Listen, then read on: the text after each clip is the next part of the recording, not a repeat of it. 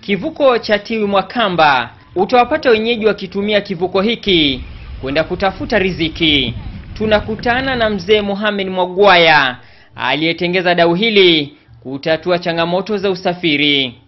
Nikaona nilete kitu kije kiokoe wanawake na wanaume, yani kuwavusha, kwa sababu alikuwa anavuka uchi. Hata hivyo, mwisho wa siku Mwagwaya hufaidi kutokana na huduma anazowapa wenyeji. Nilifikiri siwezi kuweka pesa nyingi, mimi ndiweka shilingi 5 tu, kwa sababu ya hali ya sisi ya dhaifu.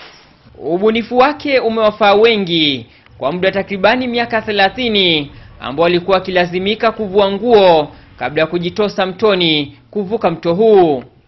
Nilikuwa napata tabu hapa, navuka kituputupu, navua nguo zangu, nenda zangu huku, lakini nikienda hivi pia majambazi ataka kunishika mimi.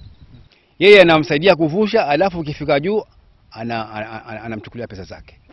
Sasa hili jambo lilikuwa la kera sana sana. Hata hivyo, kunazo changamoto zinazomsibu mzee huyu. Boti yangu ni ile tu, ikiwa imepasuka sasa imesimama, mpaka ning'ang'ane na njia zote ndipo nipate boti. Kazi ni kazi, na bila shaka mchagua jembe si mkulima, lakini kwa mzee huyu kwake si kazi bali ni kutoa huduma bora kwa wananchi. Niki Gitonga, Nipashe Wikendi, kutoka kivuko cha Tiwi Mwakamba, kaunti ya Kwale.